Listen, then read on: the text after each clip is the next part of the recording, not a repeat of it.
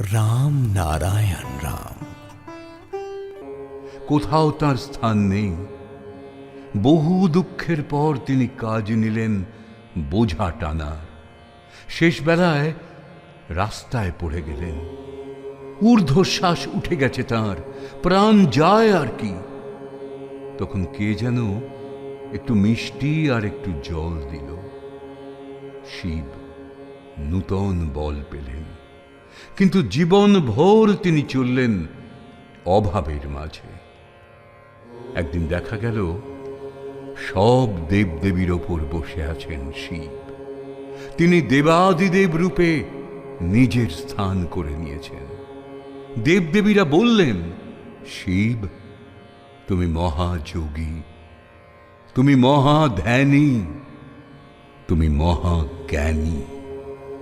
শিব বললেন, আমি যদি মহাযোগী হই তবে ঘরে ঘরে শিব রয়েছে, ঘরে ঘরে যোগী রয়েছে। এটা শিব বাক্য, এটা মিথ্যা নয়।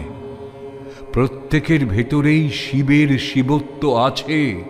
শিব অর্থাৎ মঙ্গল, আশুতোষ অর্থাৎ অল্পেতেই তুষ্ট, যিনি আপন ভোলা, যিনি ভুলে আছেন। মাতৃপদতলে মঙ্গলময় শিব সব হয়ে আছেন। আমাদের ভেতরেও মঙ্গল আছে। মাতৃপদ চিন্তা করলে মঙ্গল হয়।